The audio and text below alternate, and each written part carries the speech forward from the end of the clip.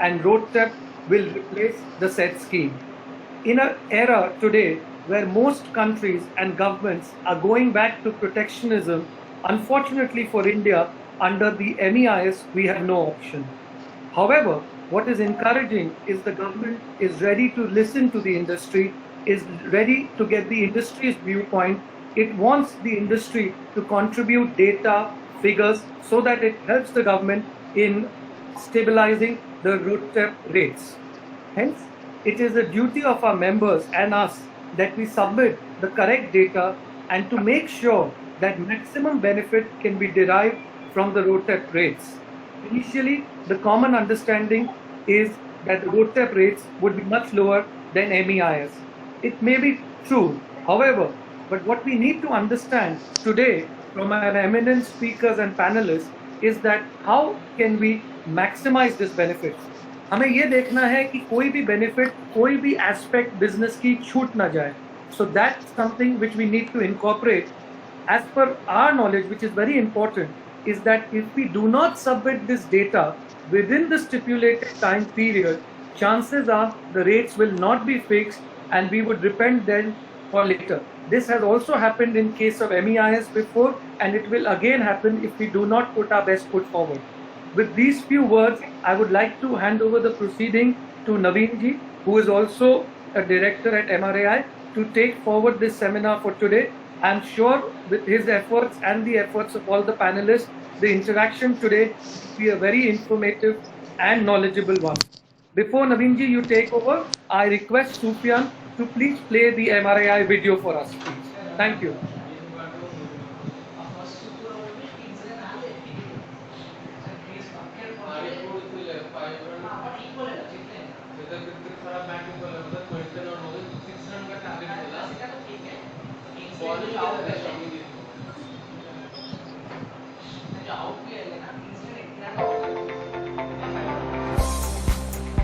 MRAI is the apex association of India, representing the voice of the Indian recycling industry, with a vision to promote responsible recycling in the country. MRAI was established in the year 2011 as Metal Recycling Association of India, with a focus on secondary ferrous and non-ferrous metals. However, over the years, MRAI has expanded its reach to include other recyclables such as plastic, paper, e-waste, tire and rubber, glass, automobiles, etc.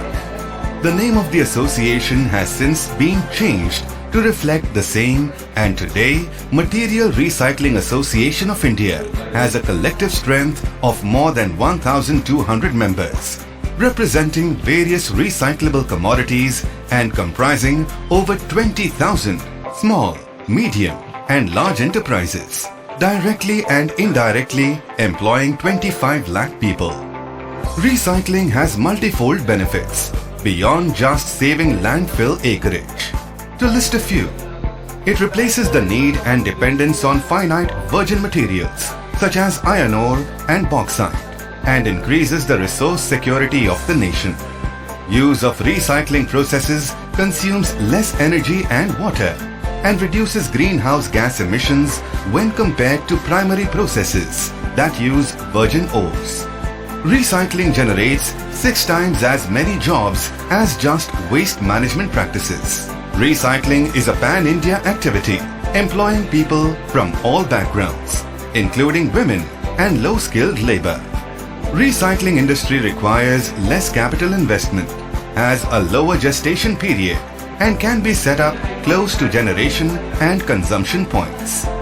MRAI is officially recognized by the Government of India and it regularly interacts with various departments at a local, state and national level.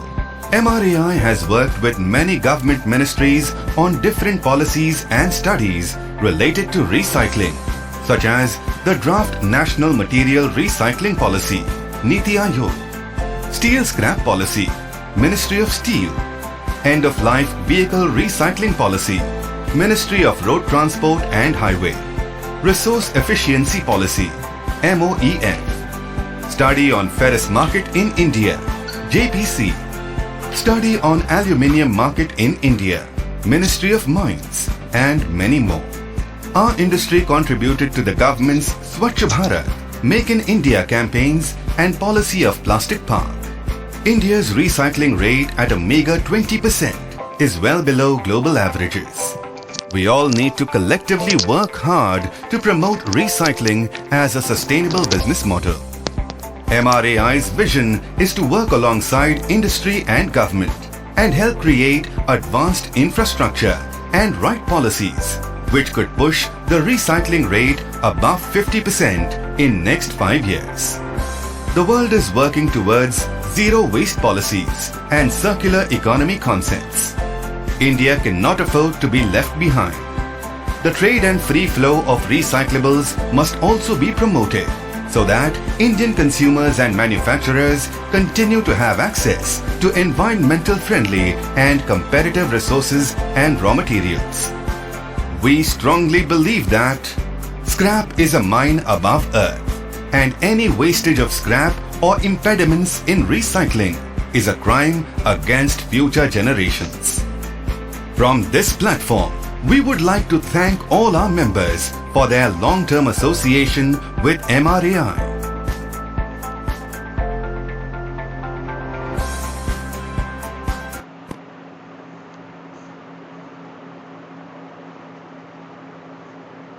Thank you, Sufyan. Thank you, Anirudhji. Welcome all the participants in today's webinar on remission of duties and taxes on export products, and welcome all our panelists and speakers today. So, it's a webinar as a part of knowledge series by MRAI, which we have done in past also in plastic sector and other sector where policy matters were related to MOEF or NITI Aayog or Ministry of Mines. So this is mainly focusing on the benefits which will be coming out from the change of the existing policy. Our today's webinar will mainly focus to understand the background of previous scheme and rationale behind the new scheme, where we have to prepare an action plan for collection, vetting and submission of data for considering our products under new scheme for getting the export benefit. For the knowledge of our panelists and our participant, I would like to mention here that currently, as Anirudhji said, we will be doing an export of over $1 billion USD in 2021, and the main export which is coming is non-ferrous metal ingots, out of which lead and lead alloy ingot, aluminium alloy ingots, brass and copper ingots, some form of zinc oxides and lead oxides. I came to know recently craft paper, Trump rubber, e-waste after some processing, some plastic after some processing are being exported out of the country. And when with the existing MEIS scheme is not applicable on few of the items, like brass ingots are not covered, lead and lead ingots are not covered, and many other products are not covered, though they are doing an export of over 3,000 crore. Since this scheme is going, this is the right time we put our data to get into the new scheme, which is known as RODTEP. Coming back to today's conference, I would like to invite our first speaker, Mr. S.N. Panigrahi, who is a well-known international business consultant, a corporate trainer, and an author of more than 500 articles published in various journals and periodicals. He has done more than 150 workshops globally, including PMP, FIDIC, and Six Sigma. He is also co-chairman of Indirect Taxes and Foreign Trade Committee of India. I welcome Mr. Panigrahi. Stage is yours, sir. Namaskar.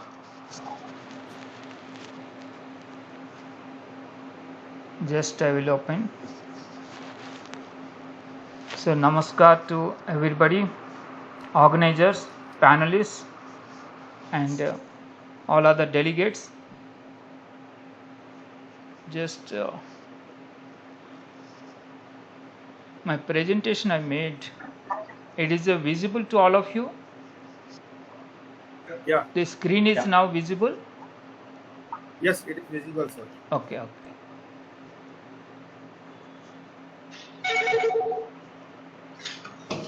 Are you sure you want to start? Yes. So let us start this workshop, seminar. on the new export promotion scheme, that is a RODTEP, and already background is explained by the panelists Naveen ji and others also been explained, and we briefly cover the background, then we'll go about what is the RODP, then other aspects of the scheme we'll discuss, and this is the agenda. And also we have means this is an opportunity for everybody, in fact for the export community, especially this recycling products export. Many aspects are there where we are not able to get the refunds, as already told by Naveen ji and others also. So this is a wake up call, like it is an opportunity one side, and the other side is the wake up call. The opportunity in the sense, which are the products like this brass and lead ingots is not at present under MEI scheme. So there is an opportunity we can get that fixed for the new scheme. And is wake up call because MEI scheme for the existing products which we are enjoying at present, some are maybe 2% or 3%, some maybe even higher percentage up to 5%. This is going off. So therefore it is an opportunity, at the same time a wake up call to get the rates fixed, otherwise our exports to that tune or to that extent will be not competitive. So with this agenda, let us start this theme. In fact it is worldwide accepted phenomena, and it accepted means a scheme that exports and taxes should not be exported when we are exporting the goods or services. Goods and services only should be exported, not the taxes or any of the duties. So that is the universal accepted phenomena, and India also having many schemes through which we are getting these taxes and duties either exempted or refunded. And some of the schemes at present, what is there, I will tell you as a background, then I will come to the new scheme. At present we have many schemes through which the taxes, duties and other levies are being either exempted or it is being refunded. Some of them I will talk to you. One of them is MEI scheme. It is a purely an incentive scheme under chapter 3 of the foreign trade policy. Under this, actually this is a thumb rule, like they are given the rates. There is no scientific calculation behind it, very scientific calculation not there, but of course they have taken certain indexes and other things. Based on that they frame these rates with consultation of the various export promotion council and other trade bodies and etc. They have made the fix the rates, and this is actually to means incentivize, because we have infrastructure related inefficiencies and logistic related costs are incurred for our exports. To some way some percentage of that cost is been given to us as some benefit. Under this, the transferable duty scrip are being issued by the DGFT, which can be transferable, or if you want to import, then import duty whatever there, that can be offset through this scheme, the value of the scrip. So this is MEI scheme. The second scheme is under chapter 4 of the foreign trade policy, is advance authorization, and this scheme is for quite long years is there, and this scheme is to means exempt the imported inputs.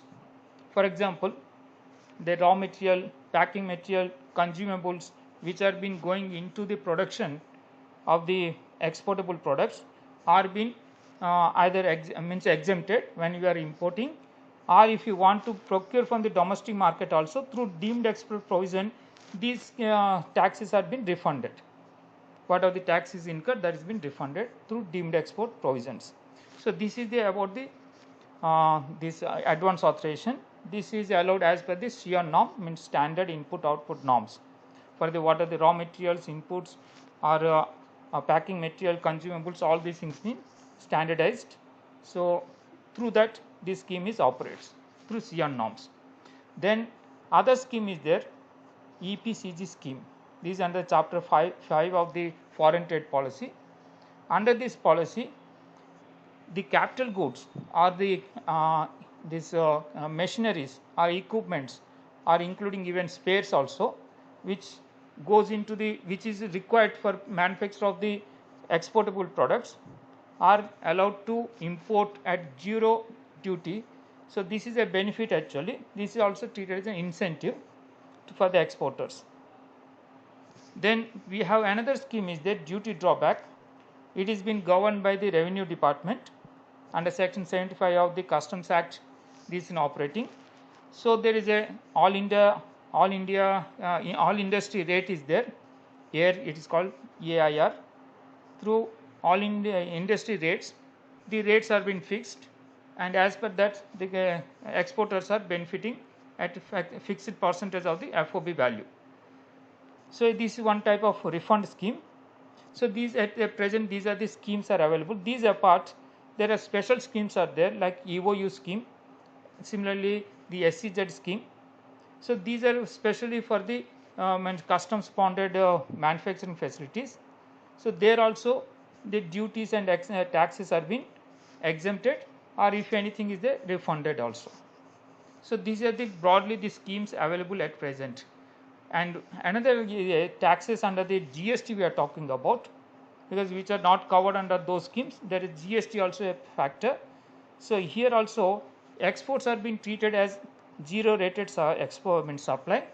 When it is zero rated supply, you are allowed to take inputs what are been getting into the your production. So those on those inputs, whatever the GST has been paid, you are allowed to take the ITC. ITC has been allowed. And whenever you are exporting, there are two options are there. Under one option, without payment of GST, under LUT, you can export. And the other scheme is other option with payment of IGST and get the refund of the IGST whatever you have paid. So these are the two schemes are there. Under the first scheme, for example, under first option, without payment of GST, whatever ITC you have taken means input tax credit you have taken for the inputs on which GST has been paid, and if this ITC has been accumulated, then you have an option to get refund of the ITC whatever you have been accumulated. Okay. Then under second option, you have the option to means this ITC whatever is there that you are addressing when you are paying the IGST on payment of the tax, and whatever you have paid the tax, that is the IGST, that will be refunded. So here also what are the taxes have been incurred on the export products are being refunded. So these are the broadly the schemes available at present. And the duty scripts behind, I will tell you a little bit of the story. For the quite long years, we have the foreign trade policy under which various types of incentives are being given. In 2004 and 9 export foreign trade policy, there is a target plus scheme was there, and through which there are certain incentives are being given to the exporters.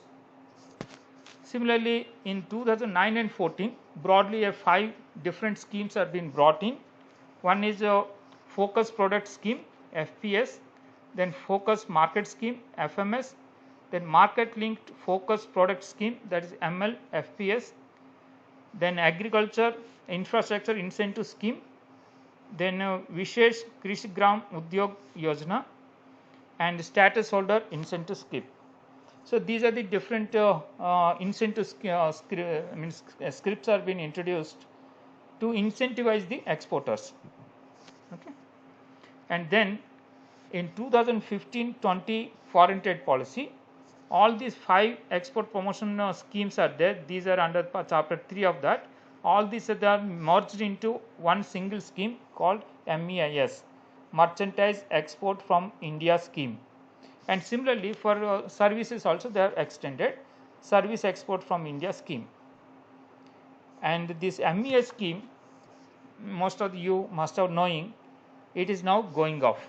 Various reasons what are that I will tell you. So it is going off. The deadline is already given, and deadline is 31st December 2020. and this scheme is available only up to that time only. After that, this is no more available to us. And in fact, government is recognized quite some time. Apart from this, what are the existing schemes through which we are getting the refund of duties or taxes are exempted, but there are certain levies are there at state level as well as at central level. Those are not been refunded or exempted. So that was recognized in 2016, and they introduced a scheme that is a rebate of state levies. What are the state level levies are there? For that, they want to introduce a scheme through which those levies can be refunded. So, but this is very limited to only one small sector, that is the garments and made-ups. These only 61 and 62 chapters, they introduced this scheme.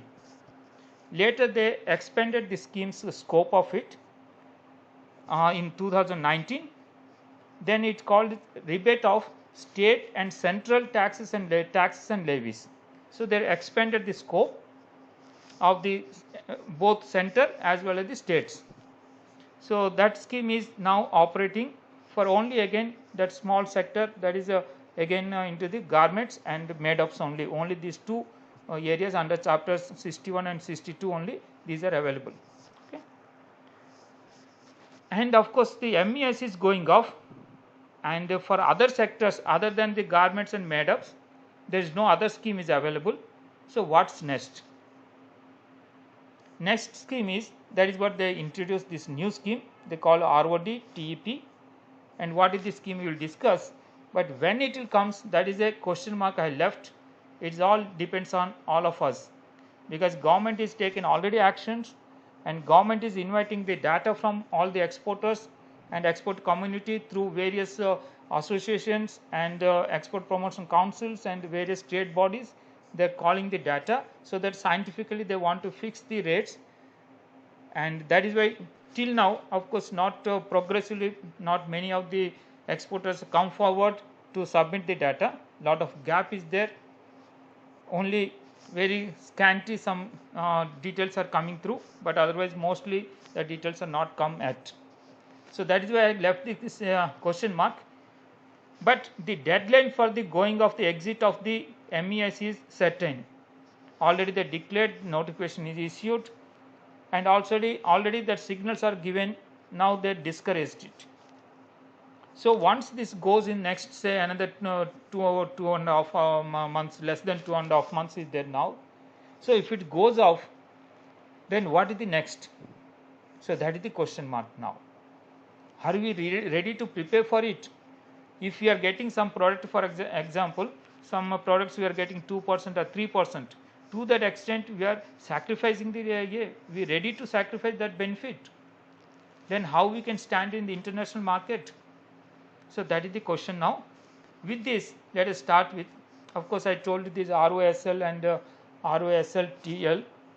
These schemes only limited to only two sectors, that is the garments and this ready made-ups.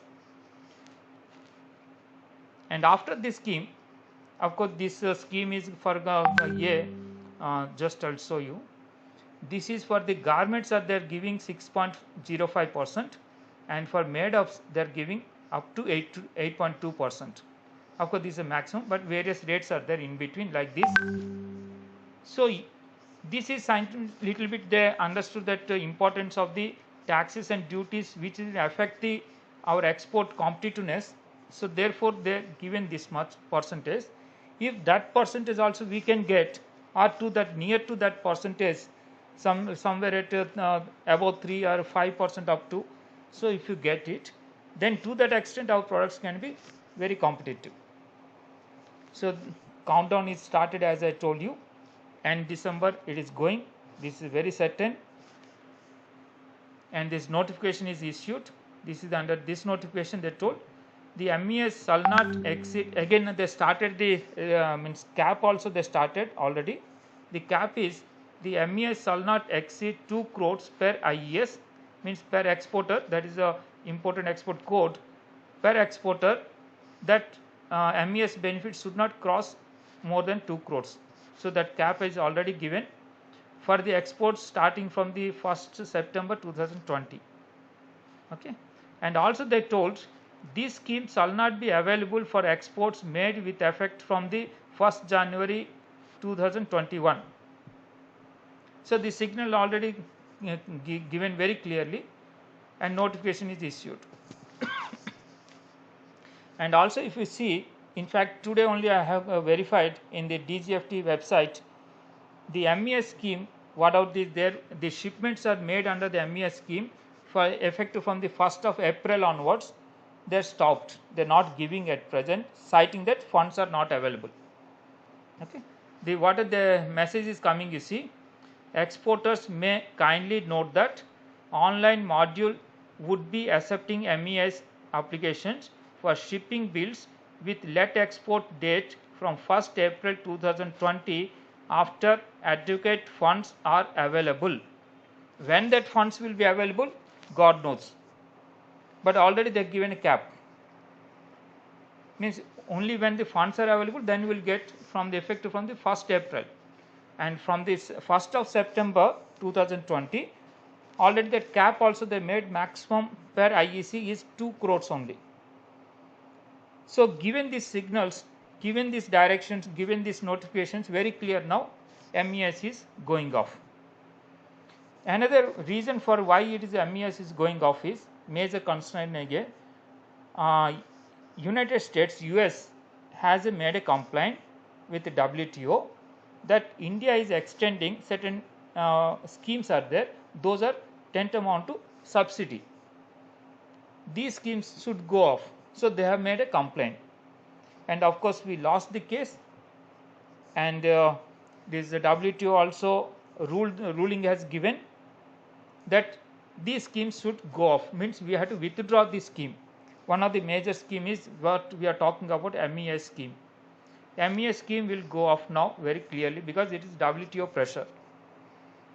If we are not means removing, then the consequence will be even much worse, that though the government of India is giving some incentive in the form of MES, but the importing country, because we lost in WTO that case, so importing country can impose anti-subsidy duty.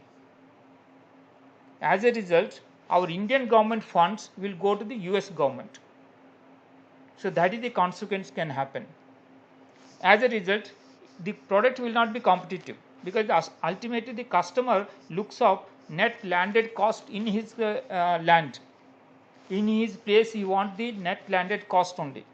So when anti-dumping duty is imposed in the importing country, whatever you take the MES from the government of India and factor those things in your export pricing, but it will be counter effective because their anti-subsidy is there.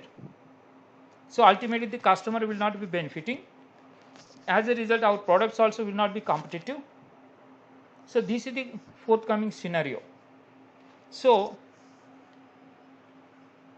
at present, of course, we are not able to get many of the taxes and levies on which we are paying the taxes and various types of duties or taxes or in local levies, but those we are not getting the refund. So this is an opportunity. Therefore, the government has now started a new scheme, the ROD TEP. That scheme we will discuss now. The refund of this scheme means what at present we are not getting refunded, that we have to get now. So they told, government is informed that in the lines of the ROSCLTL, means it's a rebate of state and central taxes and levies. On the similar lines, they want to extend the benefit to all other sectors also. Means this is at present is confined to only 2 sectors, garments and made up products exports, but this scheme, similar like this scheme, they want to extend to all other export sectors also. So therefore they brought this scheme, they called this is a ROD TEP, means remission of duties or taxes on export products. In a budget speech on 1st February 2020, Honorable Finance Minister Nirmala Sitharamanji, she has announced the product, this new scheme, and followed by immediately the Economic Affairs Committee of the Cabinet. Also, this is chaired by Honorable Prime Minister Sri Narendra Modi ji, already approved it. So the scheme is now approved scheme, and followed by further the interministerial committee also formed, and now government is inviting rates, means data, not rates, data is inviting from the various sectors. And the scheme also given a estimated the cost, also they have sanctioned it. 50,000 crores is been that incentive scheme is been estimated. So budget estimation is given, and the Economic Affairs Committee has cleared it, this scheme approved. Interministerial committee also formed, and now they call lot of data from the concerned export community, and through of course this is through these export promotion councils and various trade bodies which are been specified, and through them there is been called for the data. And under this scheme, various unrefunded taxes and duties at present we are not getting those things, those will be covered, so that this is an opportunity for everybody, every exporter, because MES scheme is going off, and those who are not at present enjoying MES scheme, that is also an opportunity for everybody. Is an opportunity to get these rates fixed, so that our exports will be very competitive. Of course, we are foreseeing a lot of export growth, but the growth should not be stumbled because of the non-competitiveness.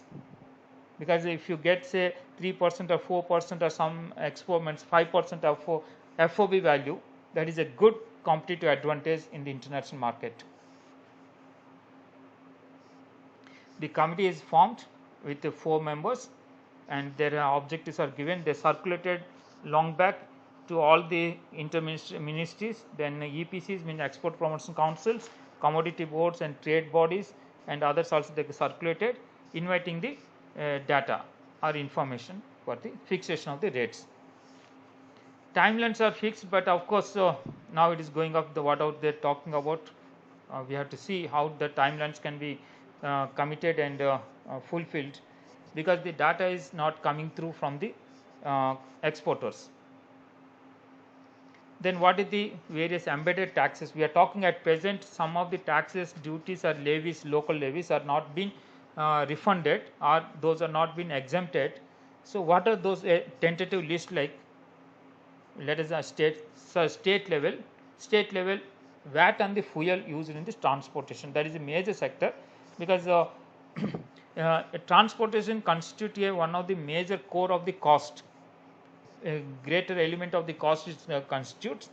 So on that, what are the fuel we are used at present? For example, diesel is not under the GST, so that nowhere you can get the refund, or ITC means input tax credit, you can't get it. So those VAT whatever you are paying is taken as a cost by the transporters, and adding the cost and charging from you, means exporters. So that VAT is one of the levy which is at present nowhere been exempted or refunded. Similarly, VAT on fuel used in the generation of the captive power plants, or the VAT on the fuel used in the farm sector, or the mandi tax, or duty on electricity charges, then stamp duty on export documents, then SGST paid on the inputs of the various like fertilizers, pesticides and other agriculture inputs, then embedded tax in the CGST for the purchase from the unregistered dealers. For example, your packing materials you are purchasing from the unregistered dealer, for example, but that next step, the back end, he is purchasing some craft paper from the registered dealers, so that GST is being paid, and what of the GST is being paid, but he can't take the ITC because he is not a registered person, and he has taken is a cost, and that cost he is passing on to the exporters also for that packing materials. So similarly, there are like an coal on the production of electricity, then embedded CGST on inputs for the transport sector, means transport sector not only for fuel, but also they are consuming a lot of other means components. For example, servicing. On servicing of the vehicle, for example, transport vehicle, there is a tax is applicable, GST, but the transporter can't take the input tax credit. Similarly, tires changing or any of the components or spares and all things are getting into changed. So on that, what of the GST is being paid, the transporter is unable to take the ITC, input tax credit, so that it is become a cost to him. That cost is again he is passing on to the exporters. Similarly, there are central taxes. Central taxes, again on the central tax, this excise duty on the fuel means diesel is continuing, because earlier what are the taxes are there, taxes and duties, those are continuing for these 5 petroleum products: crude, then petrol, diesel, natural gas, and aviation turbine fuel. These 5 products are out of GST at present, because their notification is not come from the rate fixation, so it is there out of the GST at present. So what of the excise duty is being paid on the fuel, that is nowhere been getting means either exempted or refunded. Okay. Similarly, embedded taxes and fertilizers, and this is central tax, again central GST on the fertilizers or this pesticide, like other farm inputs, or if you are purchasing from unregistered dealer, again that situation happened like this. So like this, these are the some of the example, like I am showing to you, some of the indicative list, but we have to find out from the value chain what are all those incidences. Then we have the rightfully can claim, it is legitimate our right. So that is why we call this an opportunity and wake up call again, because time is rolling out and opportunity we should not miss out. Then objective of this, as I told you, to make the export products competitive, because what are the taxes and duties which is at present is not refunded or rebated, those we can get as a means through this scheme we will get refund of it. And also, once the scheme is actually to promote the exports, means increase our competitiveness in the international market. If the export-led manufacturing happens, export-led manufacturing, as a result of which lot of employment generation also possible.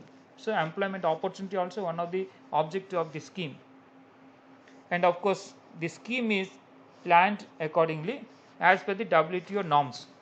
That is why scientifically they want to make this scheme scientifically with calculation of those embedded taxes and rightfully claim those as a refund, so that in future it should not be any problem at the WTO level. And the salient features of this scheme briefly I will tell you. And as I told you, these are the various embedded taxes, those taxes which at present we are not getting, that through the scheme they want to refund to us. And of course, MES scheme will go off, then this will replace that. Not only it is don't call it a replacement, but is beyond it, more than that, because MES scheme is not completely covering all the embedded taxes, but this scheme is an opportunity, it covers many things, much more than MES. So that is what this scheme. And also the sanctioned budget is 50,000 crores are there. Then the salient features of the scheme is it is WTO compatible, as I told you. Through the scheme, of course, procedures are not very clear how they operate. Maybe later they can announce, but at present what they are talking about is an automatic scheme. Unlike that MES scheme, what happened? You have to apply to the DGFT. DGFT give the script. Then you have to operate this benefit through whenever you want to import. That offset can be done. But this is a scheme. Automatically they want to electronic credit ledger they create and digital refund to the exporters. That is what broadly they talked about. But what is the details of the procedures are not known. But later they announce it. Some percentage of FOB value of exports they give this scheme. Under this scheme they give some, say for example 3% or 4% or 5% like that, depends on the products, depending on what are the embedded taxes, what is found out, based on that they fix the rates. Rates are at present not fixed, but they are calling for the data, and there is an apprehension whether this new scheme rates will be less than MES scheme. Yes, some people are worked out and they have started filling up the forms for the data. But most of the things where we are seeing, there we have found that very minuscule benefit they are getting. Yes, they are true that it is much less than MES scheme. They are calculating by 0.5% or 0.6% they are getting when they calculate, because there is many missing points are there which are not worked out. That is what we have found, that what are the missing points, that is very important. If you take all the embedded taxes in the entire value chain, then many of the products definitely it will be much more than MES scheme. But of course, if not able to work out, then definitely it is much less than MES scheme. For example, at present what most of the people worked out is, up to their own organizational level, what are the data is available, one side the supplier, the other side the export. Means in between what are the data is available they are furnishing. Based on that data, it is much less than MES scheme. Hardly it is 0.5% or 0.6% or less than 1%. But then opportunity is given, government is very clearly talked that you dig down the entire value chain at the from the origin to your stage till export stage. If you take, then it's beneficial. So we have to go dig to supplier 1, tier 2, tier 3, like that. Let it goes to till the originating point. From there, what are the embedded taxes are there, all these are now allowed to take. Now this is an opportunity, that is why we are talking opportunity. If you don't take this opportunity, we miss it out, then our exports also will not be much competitive. Suppose the transport will take, the export you see, here the export unit, there is inward transportation, outward transportation. Some example I am taking a inward, for example. On that, what are the VAT is charged on the fuel. Nowhere we are getting any refund. Similarly, central excise duty on fuel, we are not getting any EA. Similarly, various other GST we have paid on the lubricants, tires or parts or servicing, we are not getting anywhere this. So if you work out enter these things, then it will be much beneficial, maybe much more than MES scheme. Similarly, your export, for example, some of the units are highly energy intensive schemes. Those energy, for example, electricity you are consuming, on that the electricity duty is there. If it is own self generation, captive generation, then the cess also paid on the coal, for example, is thermal power plants. Then compensation cess what you are paying on the coal, nowhere been you have to allow to take the ITC, so that it is taken as a cost. Similarly, like other GST paid in other inputs, various other inputs, including your machineries, for example, for the generation of the, for example, turbines or water generators, all these things, wherever you are taken this paid the GST, but nowhere you are able to take the credit of this. So similar like on farm sector, of course we are done, but I am not talking because next our Rishabji will take up this entire value chain, what are the embedded taxes and other thing, he will explain to you. So I am not going to detail of this here, but this opportunity is there, that is what I am telling. Lot of embedded taxes are there. If you take all these things, then definitely this scheme will be much beneficial, more than maybe MES scheme. Depends upon the product and depends upon the industry, the incidence of the various embedded taxes, based on that it depends. But to my best of knowledge, many of the products we can get more than MES scheme, MES rate. And of course, through this notification, they have called for this data from R1, R2, R3.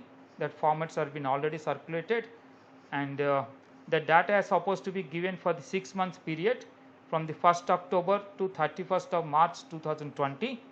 This is the 6 months period the data is required, and only manufacturers or manufacturing exporters are entitled to give the data. and from the domestic tariff area, means EOU and SEZ units are not required to submit at present. But the question arises, merchant exporters can give the data? No, at present they told only manufacturers.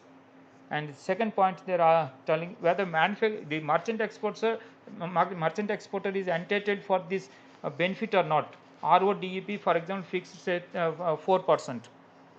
Whether the merchant exporter will be entitled to that 4%? Yes, he can be entitled, but the data he can't submit. But once the data means rate is fixed, he is also will be entitled, because all the exporters will be entitled for that once the rate is fixed. So these are the data required. First data, of course, R1 is very simple. From your own company data you have to furnish, there is no issue.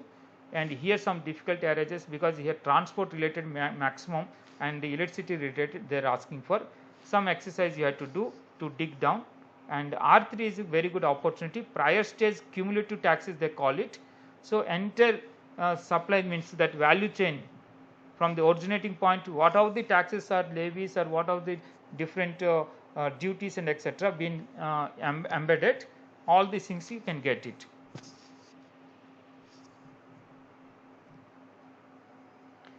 Okay, sir, these are how this government is called for the data. And of course, I will not take much time because others panelists also there. They want to share the practical view of this thing, and value chain also they want to discuss. So finally, I am talking about this in opportunity, wake up call. Otherwise, we will miss the bus. Then we are the losers. Okay. With this, I want to close this session. Hand out the next panelist. And of course, Rishabh ji is in touch with all of you. And these are the contact details you can contact. If any of us, 3 of the panelists are there, anybody you can contact. With this, I thank to the organizers and the other panelists and delegates to listen to my this wake up call. Thanks to all. Thanks a lot.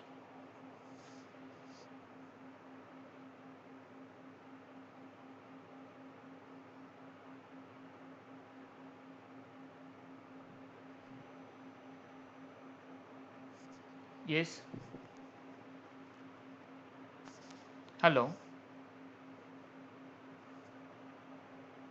Hello.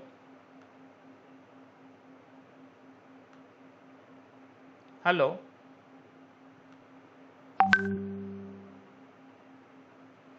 Hello.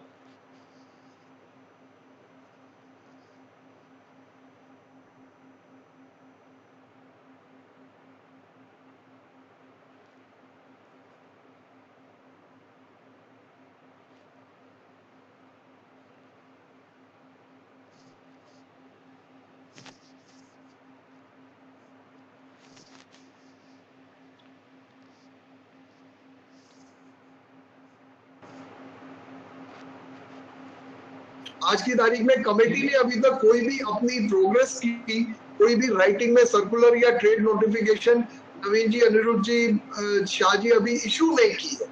So everybody is in the dark. Thank you. Hello.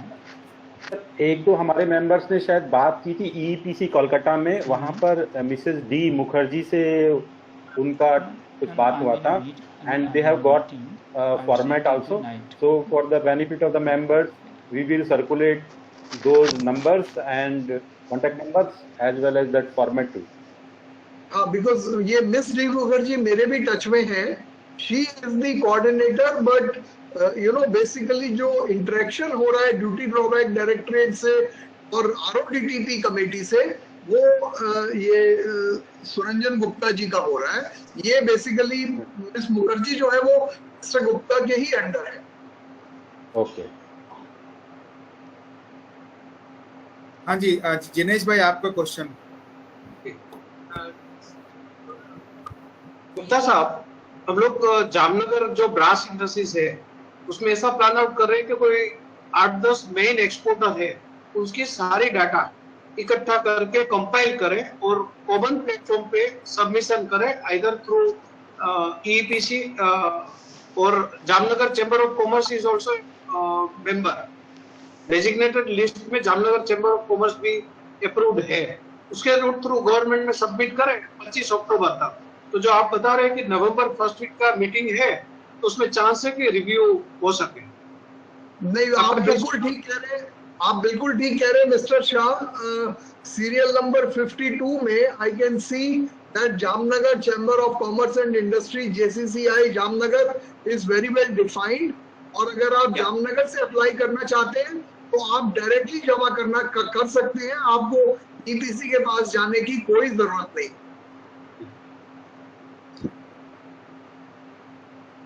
I think we have Mr. Panigre also now. He has joined back. So Yeah, there was Can some we problem because heavy rains Yeah. are there in Hyderabad. Because of that, some disconnection happened. So sorry, extremely sorry for this. okay, so before we have Panigre's presentation, there is one question has been asked that which all are authorized associations. So is there any list through whom which can be sent? या तो I think notification copy हम आपको भेज देंगे। we have that हाँ। notification dated 10th of August. Rishabh जी आप भेज दीजिए प्लीज। हाँ मैं भेज देता हूँ।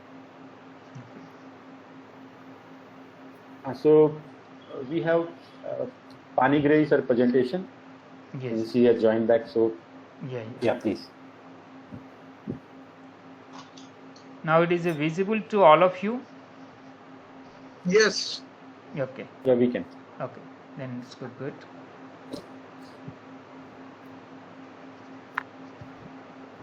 Yes.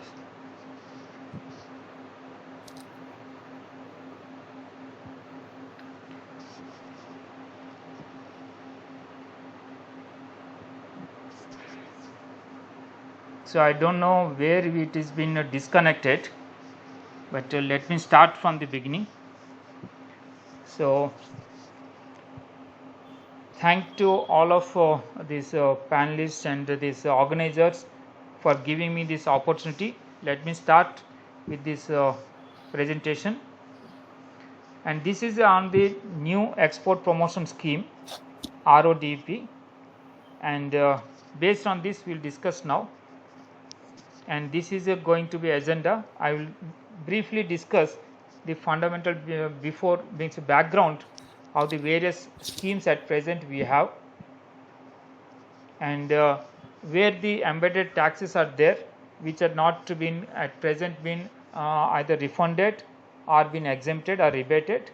So therefore this is an opportunity for us to get the rates, new rates are fixed, and I call this an opportunity because some of the at present some products like this brass and lead ingots export is not entitled for MES scheme, so that also we can take in under the new scheme.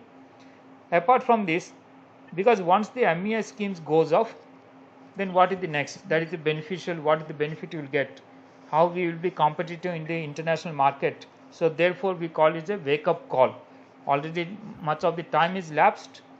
Now of course we have to wake up to start giving the data to government, because government is ready now. They announced the scheme, new scheme, but they are seeking the information data from the industry exporters. Okay. At present as a universal philosophy or universally accepted norm, the export, whatever we export, either goods or services, we should not export the taxes and duties. So that is the basic concept behind this universally accepted norm.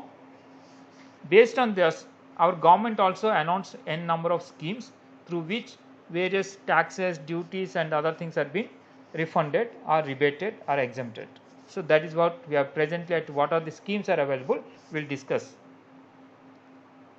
At present there is one scheme, MES scheme is there under chapter 3 of the FTP, foreign trade policy.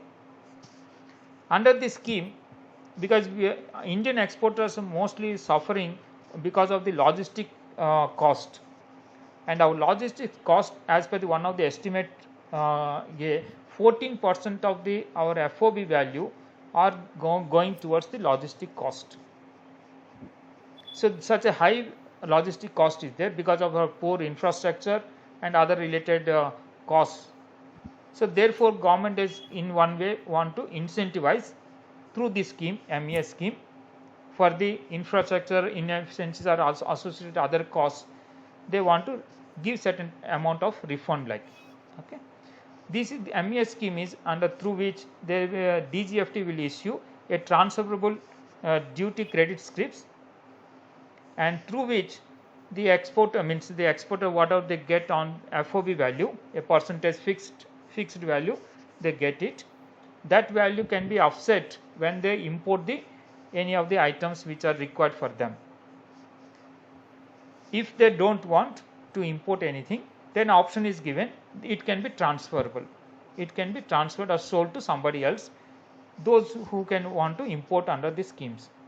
So this is one way, an incentive scheme. Because of the some infrastructure deficiencies, this is being incentivized for the exporters. Next, the second scheme is advance authorization under chapter 4 of the FTP, foreign trade policy, under which various raw materials, packing materials, consumables, those things which are as per the input output standard input output norms, means CR norms, is exempted. When you are importing under the scheme, this is duty free, so exempted. So under this scheme, the inputs are being exempted. What are the duties are being suffering on that inputs, that is exempted. If you want to procure from the domestic market also, then also the scheme is allowed under the this deemed export provisions. You can procure from the domestic suppliers, so the domestic supplier can enjoy the deemed export benefits. So the next scheme is EPC scheme under chapter 5 of the foreign trade policy. This is scheme for the machineries and capital goods or other spares and other thing. Means what are the machineries are required for the manufacture of exportable products.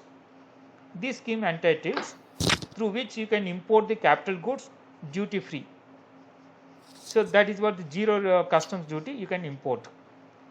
So the another scheme is there, that is duty drawback scheme, through which what are the duties you have paid or suffered on the import, that is been refunded after your exports as a certain percentage of your export FOB value.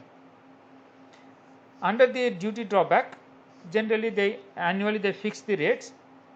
The rates are called as all industry rate, AIR, through which they refund us the duties. So here what are the duties and taxes we have suffered, we are getting refunded. The other one is through GST provisions also, we are getting certain refunded. The taxes whatever we been suffered, that is been refunded. Example I will tell you. Exports are being treated as this zero rated supply. When it is a zero rated supply, you have two options. One is without payment of tax under LUT, or the second option on payment, means with payment of IGST. In the first case, if you are going through these exporters are, because the exports are treated as zero rated supply, therefore the inputs whatever they are getting, on which what are the taxes they paid, that input like packing material, raw materials, or other inputs, consumables, all those things, what are, on that what are the GST is been paid, that GST is allowed to take the ITC, means input tax credit is allowed. And once they operate under the first option without payment of tax, in case the ITC is remain unutilized, the ITC means input tax credit which is remain unutilized or accumulated, then there is the option they can get the ITC refund under the first option. Under the second option, this ITC can be utilized towards payment of IGST, and that IGST can be refunded. So under this scheme, what are the taxes we have suffered, means GST we have suffered, that is being refunded. So at present these schemes are there, through which the taxes, duties which are visible on face of us are getting refunded. But there are many other taxes and duties are there which are not been getting refunded. That I will come in next slides, and I will explain to you what are those. At present, means in the historically there are many duties credit scripts are given. These are like incentivizing the exports. One in a foreign trade policy 2004 and 9, and there is a scheme called Target Plus scheme, that TPS, through which some benefit is given to the exporters. Then a systematic schemes are being announced in 2009 and 14 foreign trade policy. The first one is the Focus Product Scheme, FPS, then Focus Market Scheme, FMS, then Market Linked Focus Product Scheme, then Agri Infrastructure Incentive Scheme, Vishesh Krishi Gram Udyog Yojana Scheme, then Status Holder Incentive Scheme. Like that, schemes are being introduced. The scripts are given. These are like incentivizing the exports.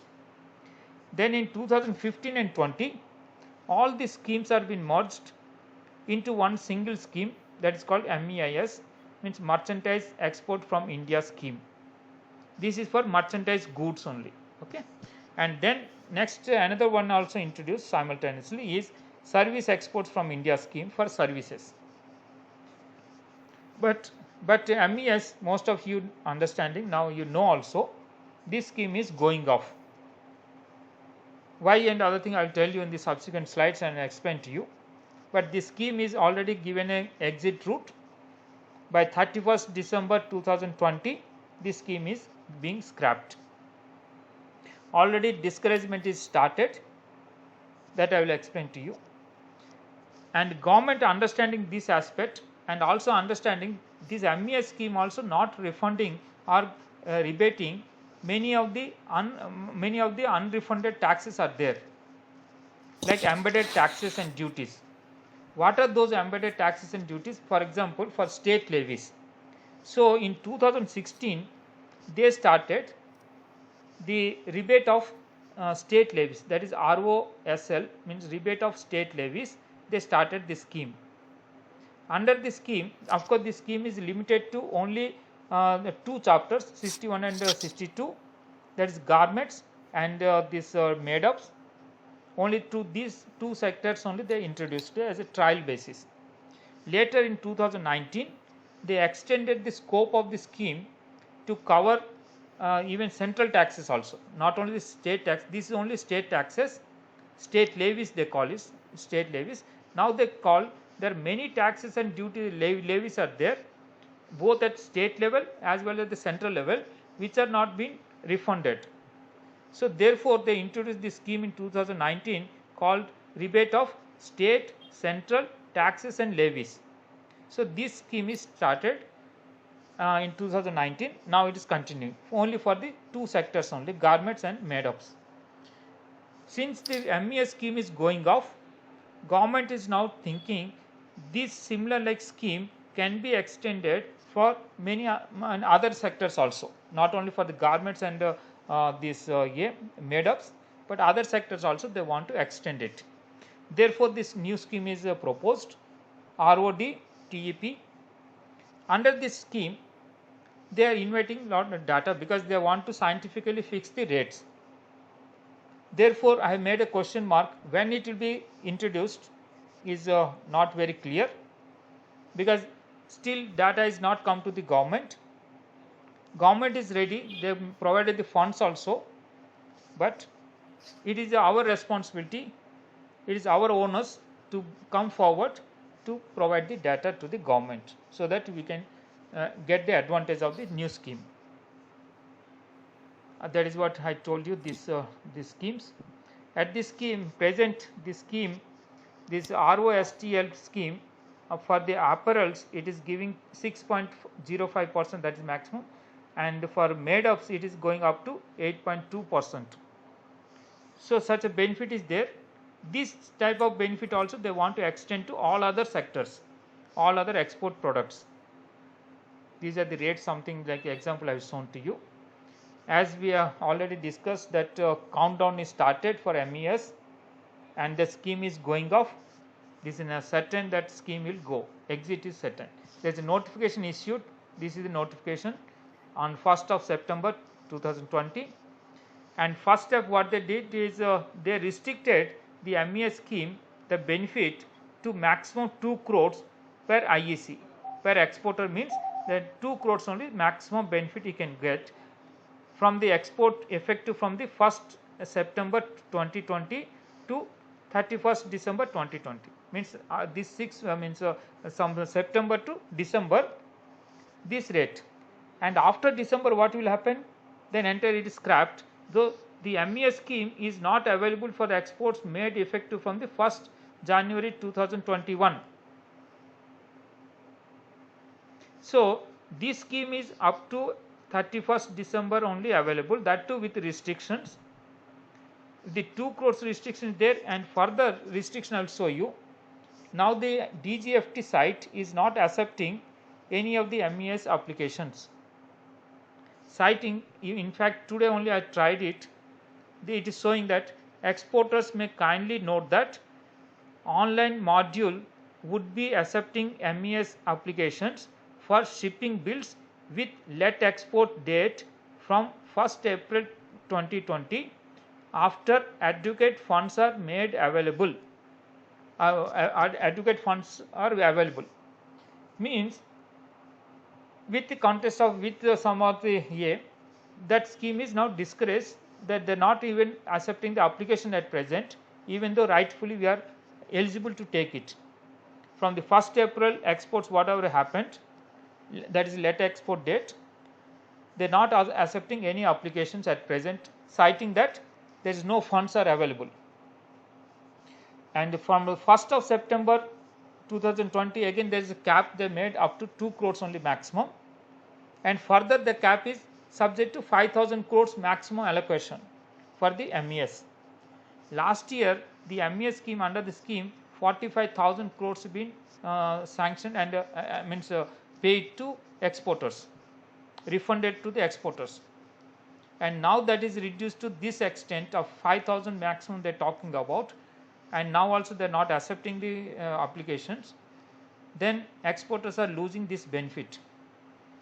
That is why I told MES going is certain, and the reason for why it is happened is United States, US, they made a complaint on the 14th March 2018 with the WTO, citing that India is extending certain type of subsidies to their exporters, citing one of the major scheme is MES this scheme they cited, and under the WTO ruling also they confirmed that these are the tantamount to incentives. Therefore they ordered also to remove this or withdraw these incentives, means subsidies to withdraw. Therefore the government is taking actions. It is going certain by December 31st is the last date. That is what the MES scheme is going off. Okay. Now if this scheme is going off, what is the next availability? At present of course many of the taxes, not only the scheme is going off, MES scheme, but also exporters are suffering. Many of the taxes, duties or levies are being suffered on the entire value chain, which are at present through no scheme are being refunded. Through no scheme it has been rebated or exempted. Therefore this is an opportunity we have to take. So these taxes and duties anyhow MES going, not only MES but beyond it many of the taxes, duties which is not covered under the many of the schemes at present. So this is an opportunity that given, the government is given under the new scheme.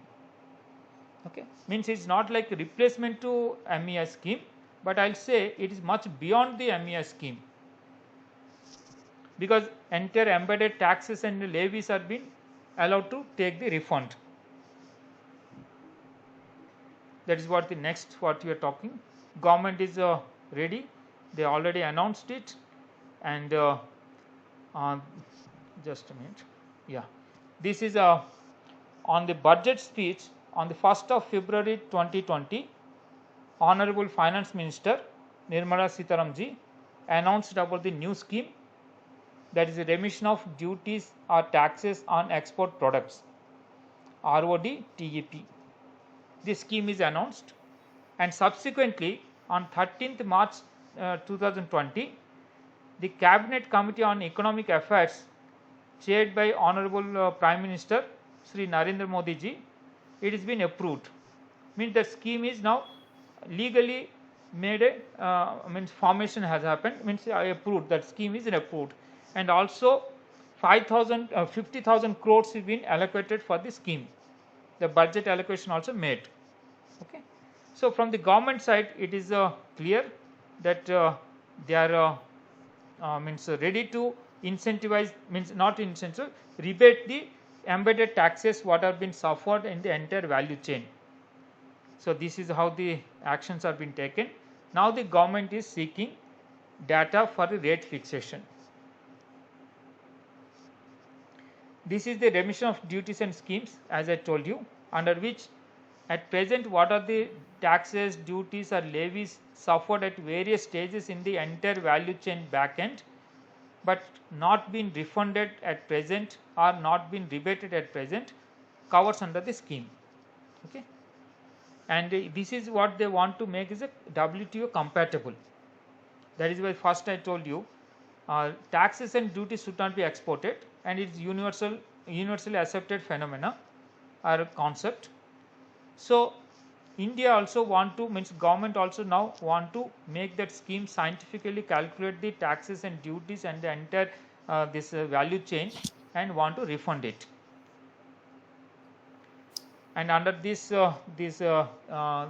committee also been formed, 4-member committee, and they are also circulated to all the inter-ministries and EPC and export promotion councils, commodity boards, trade bodies and other things.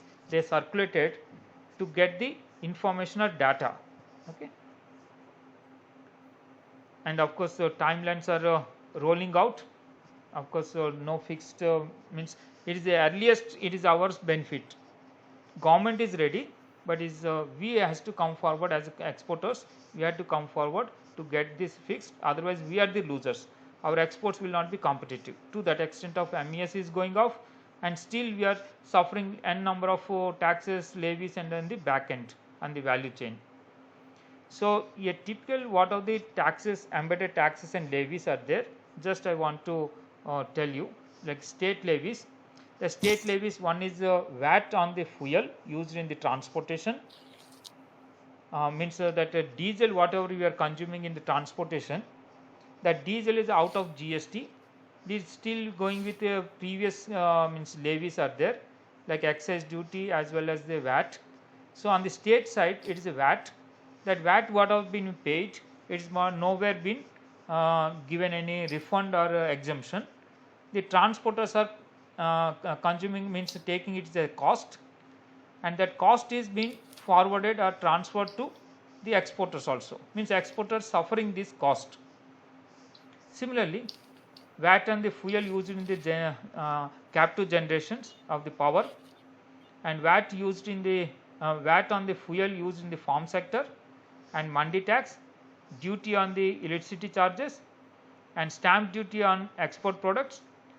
Then CGST on inputs, lot of the farm inputs are there, like pesticides, fertilizers or many other inputs are there.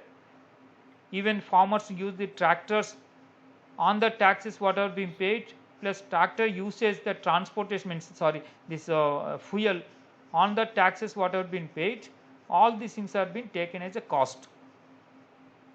So those costs also forwarded to the export, somewhere it is been inbuilt in our export prices. And many other if you take from the unregistered dealers anything we have purchased, for example packing material we are purchasing from the unregistered dealer, that dealer for example corrugated boxes we take, and that dealer in turn purchasing the kraft paper, the kraft paper supplier may be charging the GST. That GST he is not able to take the ITC, therefore he is taken as a cost, and that cost is forwarded to exporters also. So like that there is embedded taxes are there in state level, similarly on central level also. So these are the some of the tentative taxes are there or levies are there that we are not getting anywhere refunded. And now this is objective of the new scheme is make the Indian exports very cost competitive, because these are cost we are all the levies, what are the embedded taxes and other things are there, that is taken as a cost. As a result, our exports are not very competitive. So the purpose of this introduction is make our exports very competitive by giving this refund to us. And second one, once we are competitive in export and export led growth of the manufacturing happens, then lot of employment generation opportunities also there. So that is another opportunity. And this scheme is being framed under the WTO norms only. As per the WTO norms only we want to frame, because that is what scientifically they want to calculate, for which the data is being called for. Then the salient features of this scheme, few schemes, some examples I will tell you. And of course, as we told, these are the embedded taxes, and all the taxes and levies what have been embedded but we are not getting the refunded, those will be getting now refund under the scheme. That is the purpose of this scheme. And it is not replacement to MES, as I told you, it is much more than MES. And of course, the funds also been provided. 50,000 crores have been budget sanction was there. And this scheme is, as I told you, WTO compatibly they want to design. And this scheme makes the automated scheme, that is what they are talking about, electronic credit ledger they create, and the digital refund they want to give to the exporter. At present, MES scheme, lot of hurdles are there, bureaucracy is there. We have to apply to the DGFT, and then after the script can be used when we are importing and other thing. So lot of bureaucratic approaches are there. Unnecessary delays also happens. Related costs also there.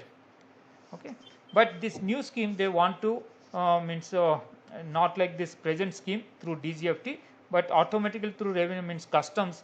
They want to make the digital refund of the refund to the exporters as a some percentage of FOB value. That percentage of the rate is not fixed. That is why they are calling the rates. The details, the data they are calling for. Based on the data, they will fix the rates.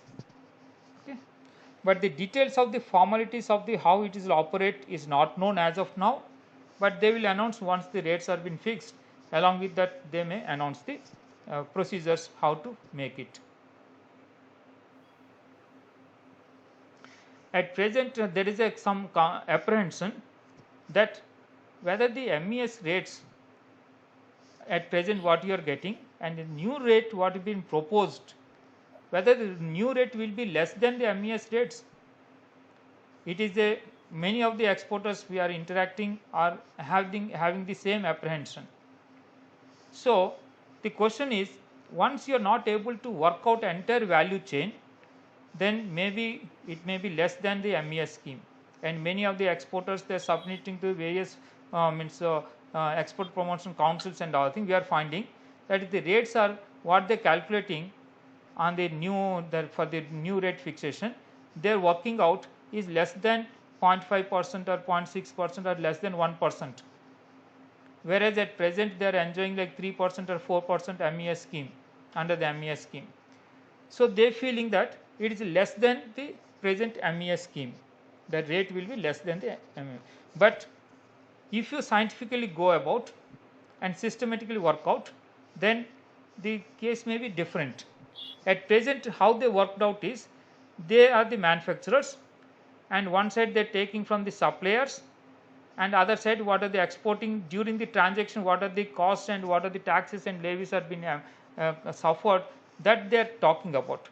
But at present, from your accounting, from the internally your own organization, if you take it, most of these costs and all things, most of these taxes or duties, what are the levies, are been already refunded under the various schemes. For example, you are taking the suppliers, he charging the GST, you are allowed to take ITC, ITC is allowed to take the refund, or you can take the you utilize this ITC towards payment of IGST on your exports, you can get the IGST refund.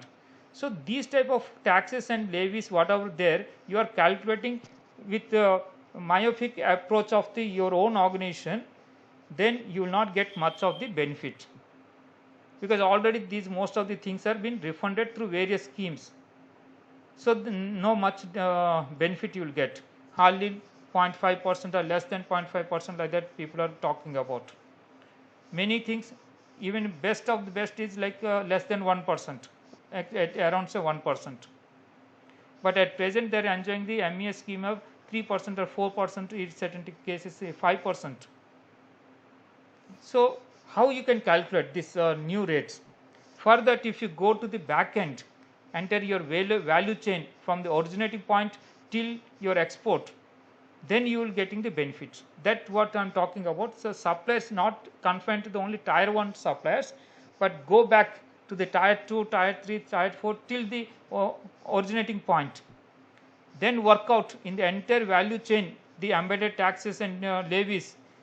Then if you work out in this fashion, definitely your tax means this new scheme may be beneficial. Depends upon, of course, the nature of product you have, or the nature of the taxes, or incidents of the taxes and levies in the entire value chain. Depending on that, you can enjoy it. But I'm sure in most of the cases we can benefit much beneficial this under the new scheme if you scientifically work out and in the entire value chain. For example, we take, you are an exporter, there are inward transportation and outward transportation there. Suppose we take the inward transportation. Under the inward transportation, for example, the VAT is paid on fuel, but nowhere it has been refunded to us, because the transporter is not entitled to take ITC, and he takes it a cost. The cost is transferred to you, and we are bearing the cost. Similarly, the excise duty on this fuel again, and what are the GST also paid on the lubricants, tires or parts or servicing, those GST also the transport is not able to take the credit, means ITC, and that he is taking as a cost. The cost is in passing on to exporters. Similarly, on the outward transportation also it happens. And another example I will tell you about the, for example, electricity. In fact, this metal scrap business, lot of electricity energy, it is energy intensive means of business or the industry. Here the electricity, for example, what have been consumed, on that electricity that duty is there. Some of the states they are charging up to 6%. So that what of the cost is there, that is been means what of the duty paid, that is taken as a cost, because nowhere you can get any refund or rebate. Similarly, compensation cess paid on the coal which is going in the generation of the electricity, thermal generation, for example, thermal power plants, then that cess also going into the cost. Similarly, other GST paid and other inputs in the power plants, including their machineries, for example, generators or the turbines, whatever may be there, all these things are taken as a cost only. So that cost is passing on to the exporters. And this for the farm sector, for example, we have worked out, but not going into details. This research will cover about the value chain details, so I am not going to cover these things. So just like an example I am telling, in a farm sector also, lot of in the value chain, in the back end, lot of levies are there, taxes are there at state level, central level, but those we are not getting any refund of it, but these are taken as a cost. As a result, our exports are not competitive. Okay. So the question now, because the people have raised the question about this, whether this the new rates of RODTEP, new rates are less than MES or more than MES. The answer is, it depends upon, of course, your nature of products and nature of the incidence of the levies or the embedded taxes. But in most of the cases, if you scientifically work out in the back end, definitely it will work to be more beneficial.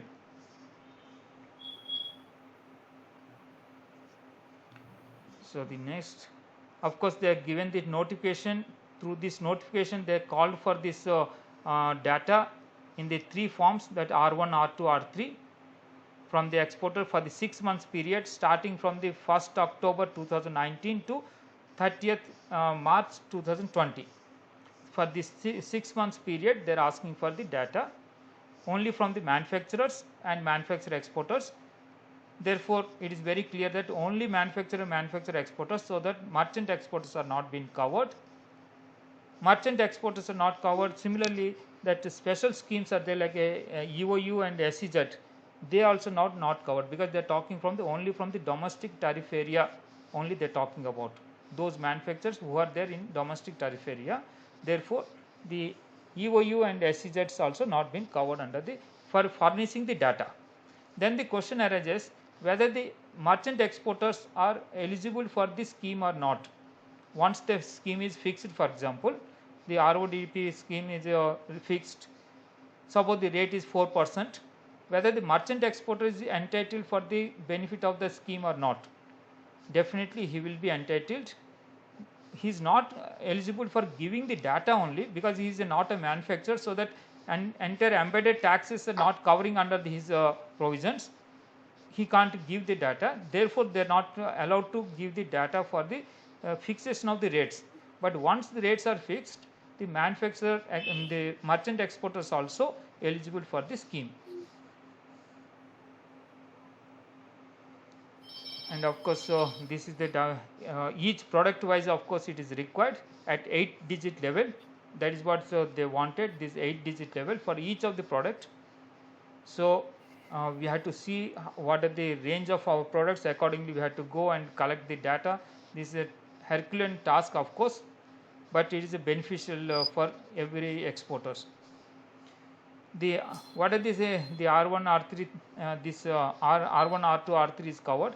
This first one, R1, is it is internal your data within your organization. You have that what are the your exported in the that period, that 1st of October 2019 to 31st March 2020. This 6 months period, whatever you are exported, that export data quantity FOB value has to be given at the 8-digit level, of course, product wise. The second one is, this is covers little bit difficult, because here they cover about transportation.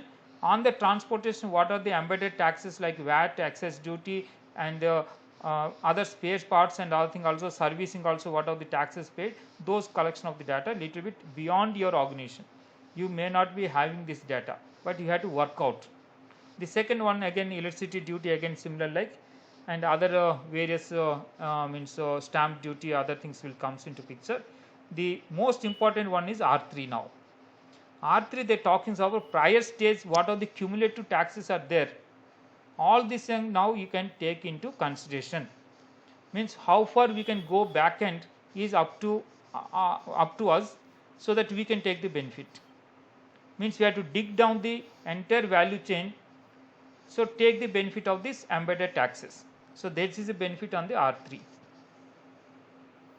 So of course it is required at the 8-digit level, and at least 5 units from each, for each of the product, 5 units has to provide the information or the data for each of the product. That is what the minimum 5 they talks about. So it is has to be routed through this export promotion councils, or some of the notified those trade associations are there, trade bodies are there, through them we can submit this information. And of course the government is ready, but it is our side only, we had to come forward to provide this data.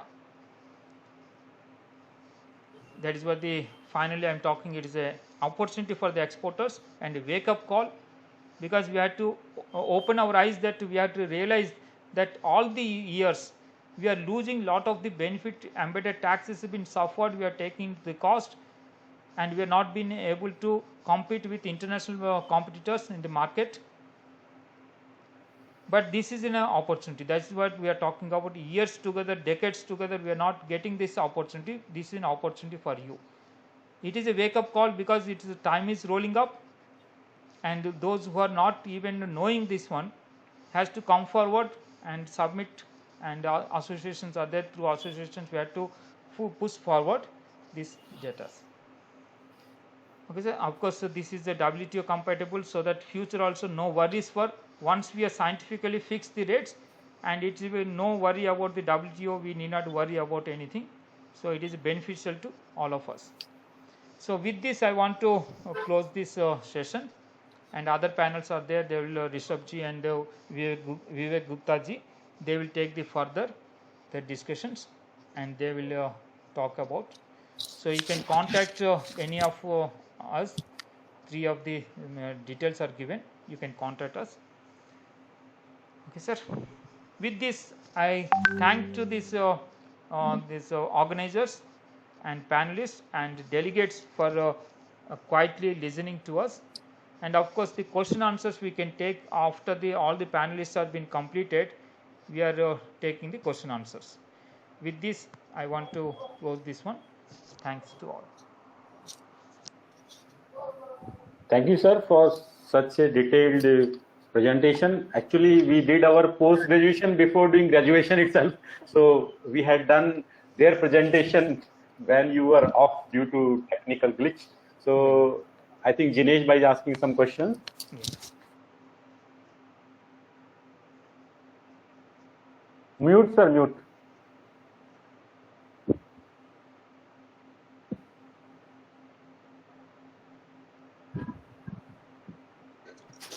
अनिग्रह sir, Yeah. आपने जो presentation दिया Yes. उसमें state levy और central levy का जिक्र है. Yes. Custom duty is also included और not? Yes, yes. Custom duty is a central duty, sir. Customs is it comes under center, so definitely it covers. And हम Jamnagar brass industries Yes. जिसमें value addition बहुत ही कम होता है, Yes, sir. Yes. हम लोग सोच रहे 5 मिनिमम 5 और मैक्सिमम 10 Yeah. उन लोगों का डाटा एक कस्टम ड्यूटी जो प्री फिक्स है, गवर्नमेंट को भी नॉन है, उसमें इलेक्ट्रिसिटी कंजम्पशन और ट्रांसपोर्टेशन में इंपोर्ट और एक्सपोर्ट इतनी आइटम ले तो कॉम्प्लेक्स कम होगा और जल्दी से जल्दी अप्रूव होने के चांसेस रहेंगे. बाकी छोटी छोटी अमाउंट टोटल हमारा वैल्यू एडिशन 20% है, तो उसमें वैल्यू एडिशन के पीछे अगर भागेंगे तो हम लोग पेपर में उलझ जाएंगे. तो हम सोच रहे हैं कि 3 आइटम का ही कवर अप करके अगर भेज दे तो जल्दी से जल्दी नोटिफाई होने के चांसेस कैसे लगते हैं आपको? Sir, my view about this, if your product has a lesser value addition, there's an opportunity is greater for the means you have incurred lot of the cost. More the cost, more the benefit you can get as a percentage of FOB value. So that is my opinion. और दूसरा So we have to see दूसरा the, yes, yes, sir. Transportation में fuel का consumption उसमें central excise duty और VAT. Wait दोनों का कोई ऐसा प्रीफिक्स्ड है उसकी प्राइस का या Yes. हमारे कॉन्ट्रीब्यूशन में? वो रेट आपको इंडियन ऑयल कॉर्पोरेशन के हर स्टेट के जो है ना एक चार्ट है, I will give it to you, मैं एमआरआई को भेज दूंगा. तो हर state normally mister Shah sahab, जैसे डीजल 70 रुपए का रेट है, तो आप ये मान के चलिए कि 70 रुपए में normally 31 rupees is the excise duty. Okay. And कितना ऋषभ 18 रुपीज था, दूसरा कितना था state VAT? State VAT is approximately let us say vary करता है. मतलब अप्रोक्सीमेटली हम मान के चलिए कि टोटल स्टेट और सेंट्रल मिला के 70 में से 45 to 50 rupees is the duty part. लेकिन हमारे पास तो ट्रांसपोर्टर का बिल आता है जिससे 25,000 लिया है. आप देखिए उसको, जो ट्रांसपोर्टर के बिल है उसको आप डिस्टेंस की टर्म्स में इवेल्युएट कर लीजिए. नॉर्मली अगर मैं आपको रफ कैलकुलेशन समझाऊं तो ट्रांसपोर्टर के बिल में हम लोग 50 to 55 या 50 to 60% हम लोग डीजल कॉस्ट मान के चलते हैं, और ट्रांसपोर्टर से उसके पीछे का सपोर्ट भी ले सकते हैं. आप ट्रांसपोर्टर के पास अगर कोई डायरेक्ट इंडियन ऑयल की, जैसे कई बड़े ट्रांसपोर्टर होते हैं, दे प्रोक्योर डीजल बाय टैंकर्स, उनका अगर इंडियन ऑयल डिपो से बिलिंग है तो वो आप निकलवा सकते हैं, उसमें आपको पूरा ड्यूटी इंसिडेंस भी मिल जाएगा. और उसके अलावा आप ट्रांसपोर्टर के जो और टैक्स पेड आइटम है, जैसे कि लुब्रिकेंट है, फ्यूल ऑयल है, या और कोई आपका ये मेंटेनेंस है, वो भी एक अच्छी बड़ी कॉस्ट है. जी Sir, as a thumb rule, sir, as a thumb rule through my industry exposure, just I'll tell you, for the normal transportation, per kilometer 4 liters of the diesel is being consumed per kilometer. Depending on the distance, you now calculate what is the distance and how much you have paid. So per kilometer 4 kilometers per liter. Per liter it is 4 kilometers. This is the thumb rule. नवीन जी आप कुछ पूछ रहे थे? हाँ, मैं ये पूछ रहा था, जैसे एक ही HSN कोड में दो इंडस्ट्री है, एक इंडस्ट्री पोर्ट के पास में, एक हिंटरलैंड में, नॉर्थ साइड में है, तो जो एक्सपोर्ट करने में जो ये फ्यूल कॉस्ट आएगी इस इंडस्ट्री की ज्यादा आएगी, तो ये जब अपने डाटा देगा तो इसके यहाँ पर और जो पोर्ट नावाशिवा या बॉम्बे या उस तरफ उनमें क्या होगा और कौन सा माना जाएगा? नहीं, ये पॉइंट आपको नवीन जी मैं याद दिलाना चाहूंगा, अनिरुद्ध जी के साथ डिस्कस हुआ था कि आप कोशिश करके जो हिंटरलैंड इंडस्ट्री है उसका डाटा ही दीजिए, पोर्ट वाले का डाटा आप रहने दीजिए, बिकॉज इस तरह के कंपैरिजन में फिर थोड़ा कोई फायदा नहीं है। बिकॉज अगर आप रेवेन्यू मिनिस्ट्री में 3 तरह के डाटा देंगे तो वो तो एवरेज नहीं निकालते हैं, वो लोग तो फिर सबसे कम को ही पकड़ते हैं। लोवेस्ट। हाँ, वो तो ड्यूटी कलेक्शन में हाईएस्ट लेते हैं और देने में लोवेस्ट लेते हैं। एक्चुअली यहाँ पे जो मैंने 3 बताए थे सर, वो काम आ सकते हैं कि जहाँ पे आप अपना इंडस्ट्री का एक service valuation sheet Google form पे आप करवा सकते हैं, and then you can select the sample which includes your mid and large and small. That will be a scientific exercise, क्योंकि आपको वो प्रूव भी करना है कि आपने कैसे कलेक्ट किया। Right.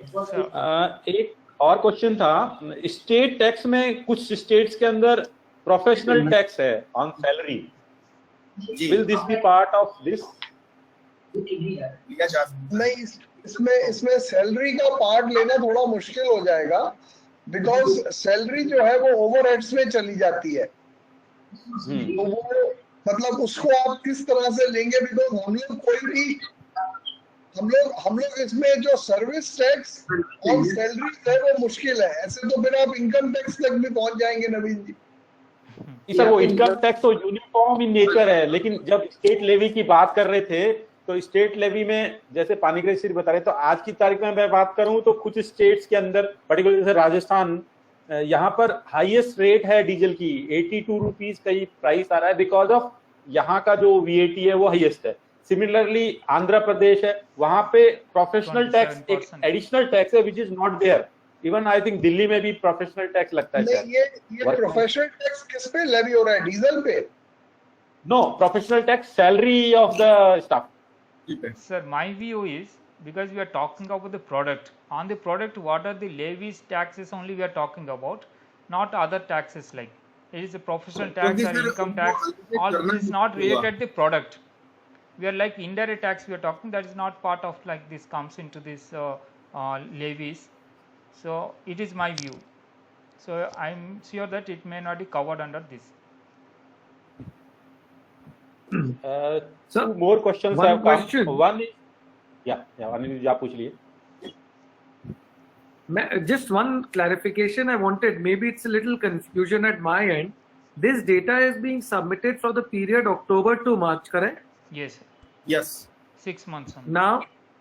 Now suppose if my exports during the period October to March is there, but against which the duty-free import that I do against advance authorization is being done post-March, is being done in the current financial year, तब उस period में 6 months में हमारी जो exports हो रही है उसके अगेंस्ट में अगर हमारे कुछ imports have happened normally without any duty free license, तब उसकी कस्टम्स ड्यूटी क्या I will be eligible to put it in this for the time?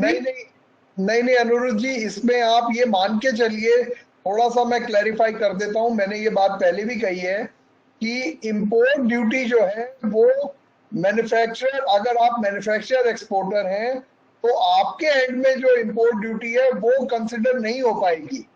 अगर आपने किसी सेकेंडरी इंपोर्टर से खरीदा है तो वो शायद कंसिडर हो पाए, आपके केस वाली नहीं हो पाएगी। Perfectly correct sir, let me perfectly correct Gupta ji, वो मुझे भी लगा कि I was little confused, we were on this track only कि नहीं होगा, but after the presentation today I thought maybe there is a scope for this to be included. So fair enough, I agree. Let me clarify also, sir.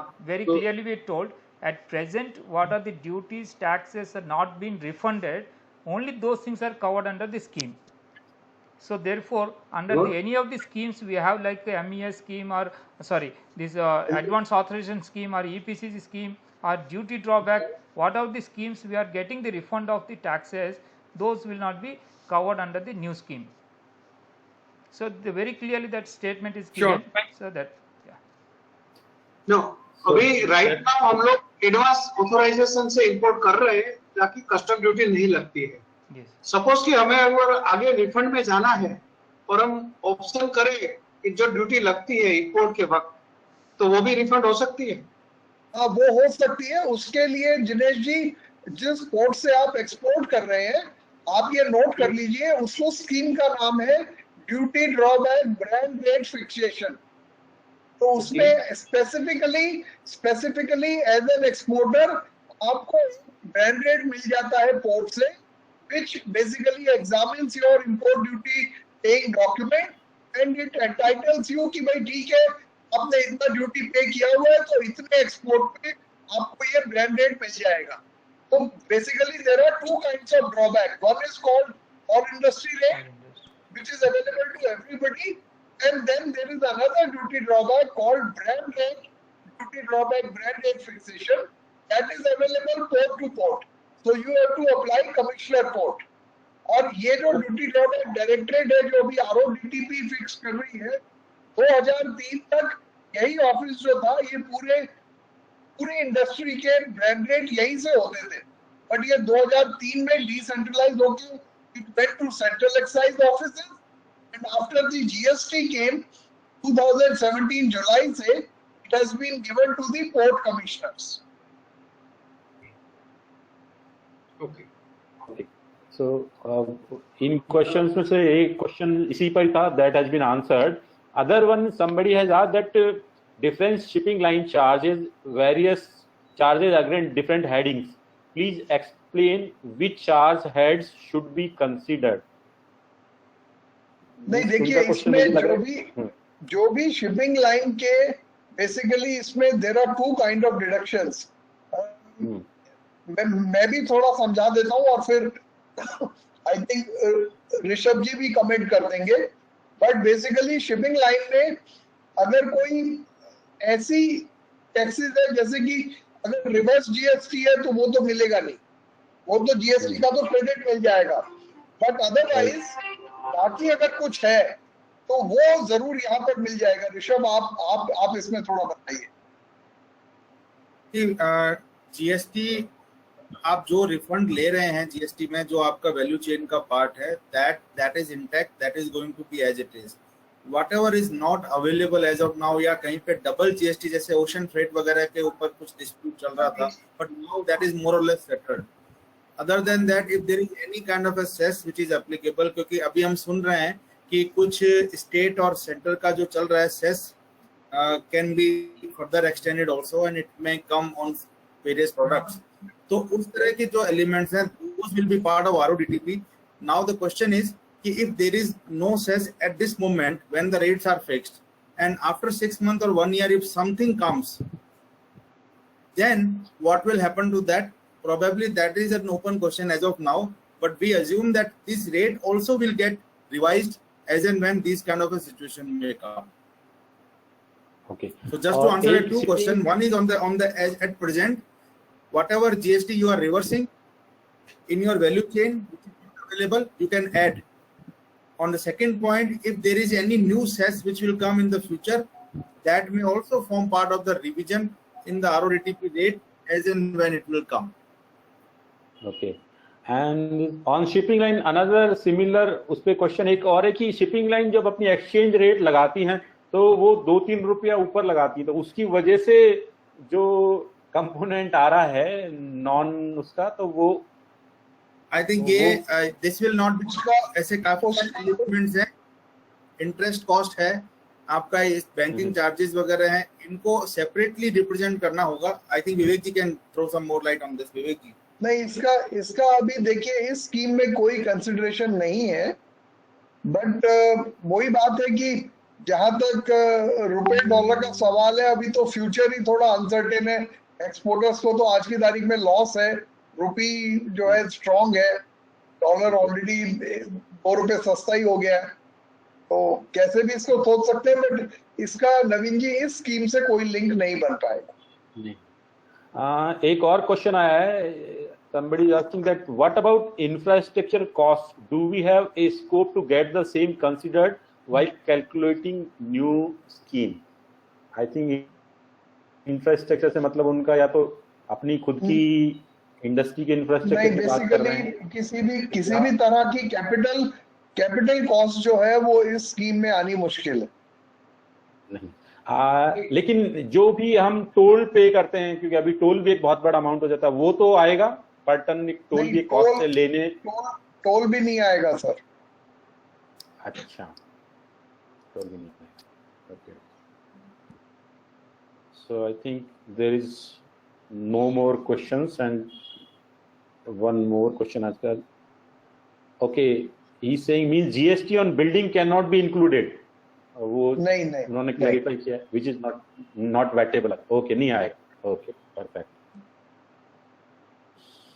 So I think we come to an end on today's webinar and I will pass on to Jinesh bhai for vote of thanks. Yeah. Good evening, everybody.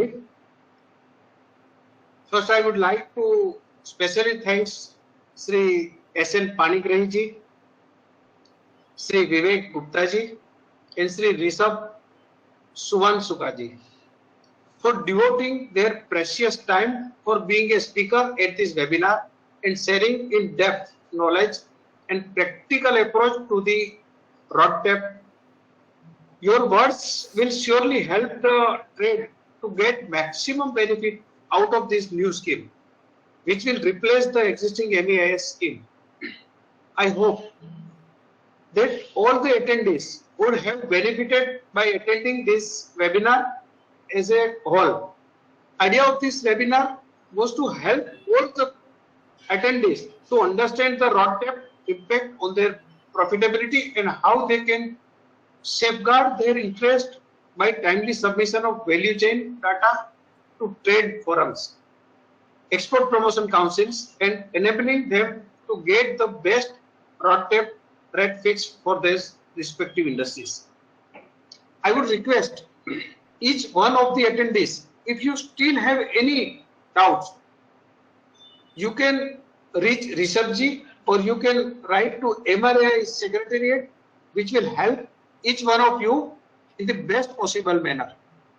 Lastly, I would like to thank President MRAI, my colleague board of directors, and entire administrative team of MRAI who have spent their time and energy in the welfare of recycling trade of India during the tough time of COVID-19 by organizing various government official meetings, webinars with various experts, and meeting with legal teams.